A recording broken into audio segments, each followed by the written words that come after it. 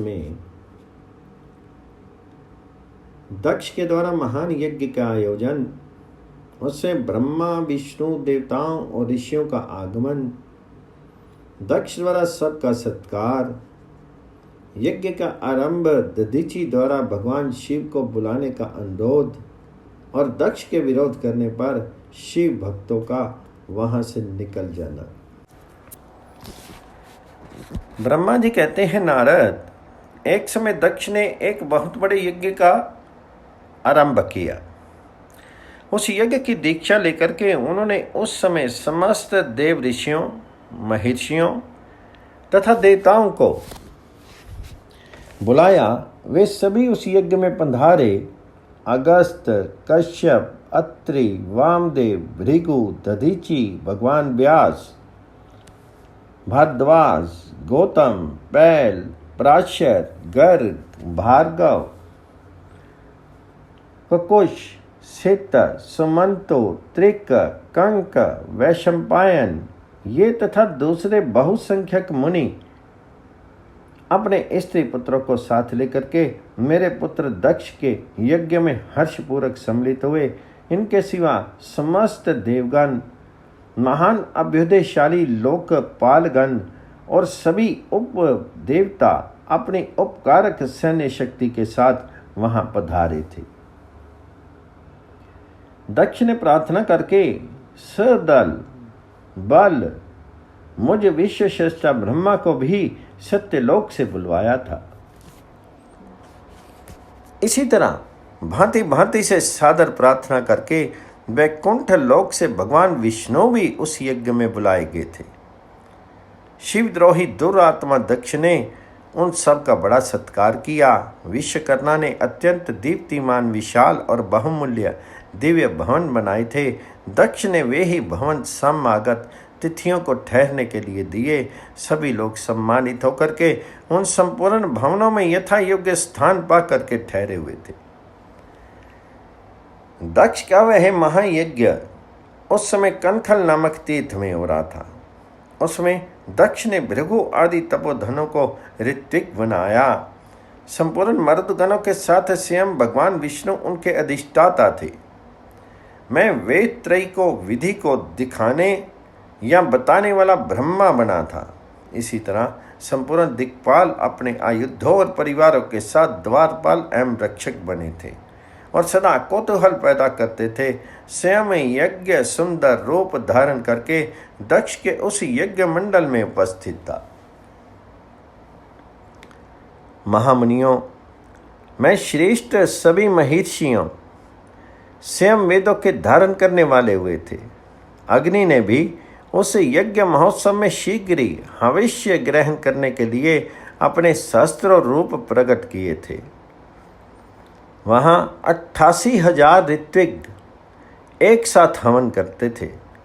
64,000 देवऋषि उद्गाता थे। अधर्वियों एवं होता भी उतने ही थे। नारद आदि देवऋषि और सप्तऋषि पृथक पृथक गाथा गान कर रहे थे। दक्ष ने अपने उस महायज्ञ में गंधर्वों, विद्याधरों, सिद्धों, 12 आदित्यों, उनके गणों, यज्ञों तथा नागलोक में विचरने वाले समस्त नागों का भी बहुत बड़ी संख्या में वरण किया था। ब्रह्म ऋषि, राज ऋषि और देव ऋषियों के समुदाय तथा बहुसंख्या में नरेश भी उसमें आमंत्रित थे, जो अपने मित्रों, मंत्रियों तथा सेनाओं के साथ आए थे।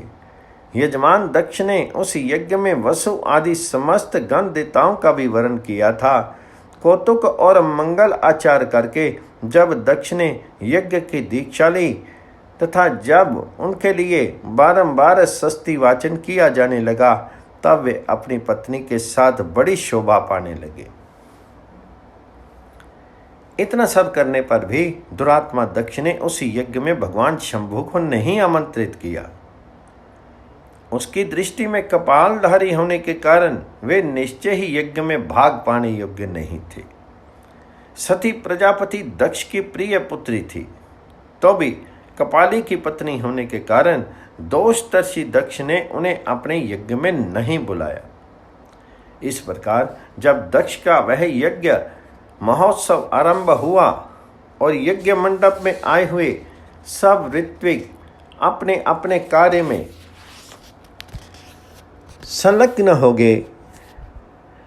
उसमें वहां भगवान शंकर को उपस्थित न देख करके शिव भक्त दधीची का चित्त अत्यंत उद्विग्न हो उठा और वे यूं बोले।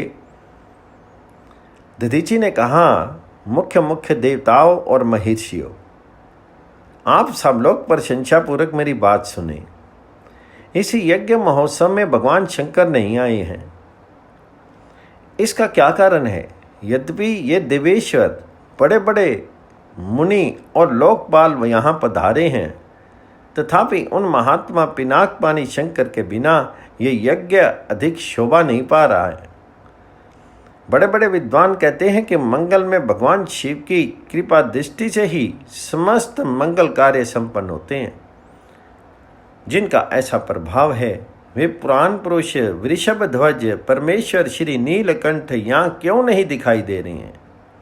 दक्ष, जिनके संपर्क में आने पर अथवा जिनके स्वीकार कर लेने पर अमंगल भी मंगल हो जाते हैं तथा जिनके 15 नेत्रों से देखे जाने पर बड़े बड़े नगर तत्काल मंगलमय हो जाते हैं, उनका इस यज्ञ में पदार्पण होना अत्यंत आवश्यक है।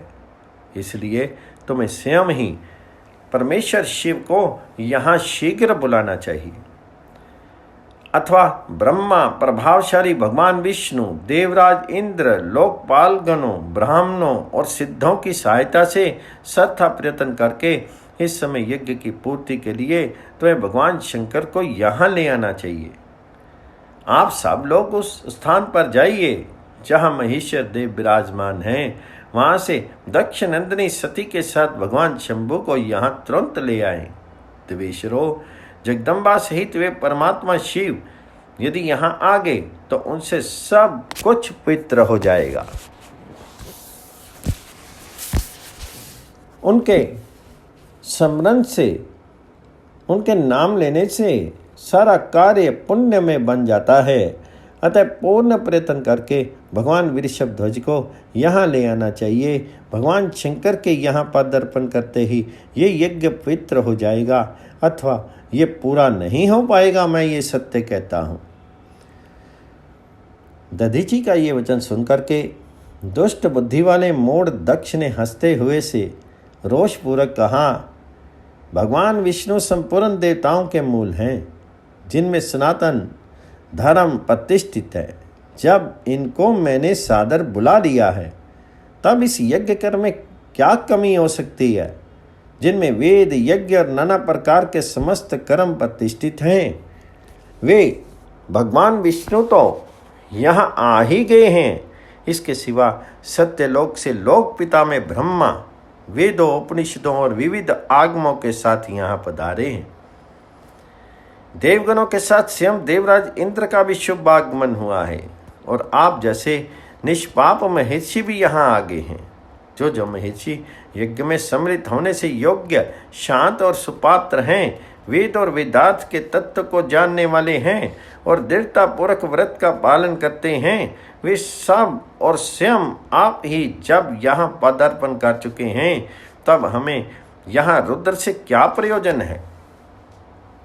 वे परिवार, मैंने ब्रह्मा जी के कहने से ही अपनी कन्या रुद्र को ब्याह दी थी। वैसे मैं जानता हूँ हर कुलीन नहीं हैं, उनके न माता है न पिता हैं।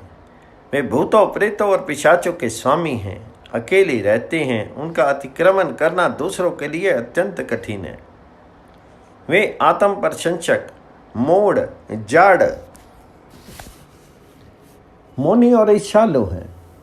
इसी यज्ञ कर्म में बुलाए जाने योग्य नहीं है, इसलिए मैंने उनको यहाँ नहीं बुलाया है। अतः दधीची जी, आपको फिर कभी ऐसी बात नहीं कहनी चाहिए।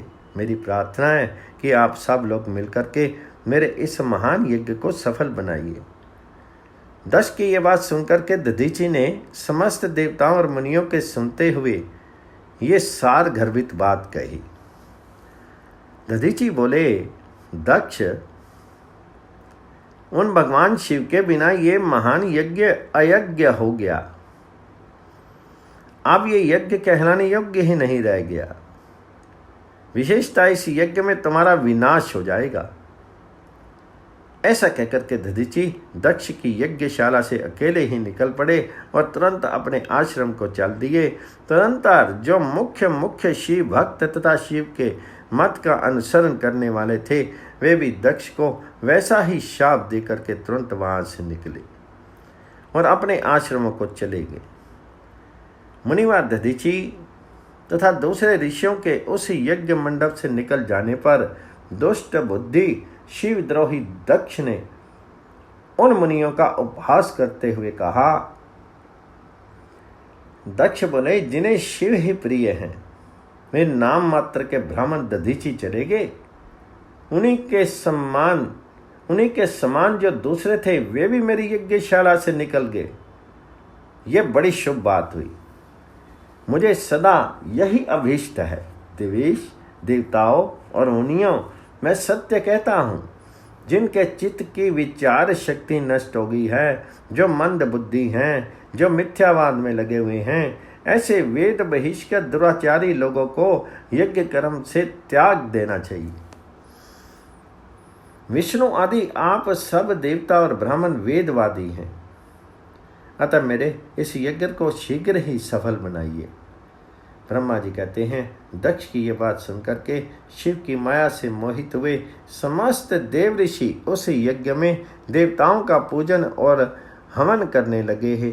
मुनीश और नारद, इस प्रकार उस यज्ञ को जो शाप मिला उसका वर्णन किया गया। अब यज्ञ के विध्वंस की घटना को बताया जाता है। आदरपूर्वक सुनिए। अध्याय 27 पौर।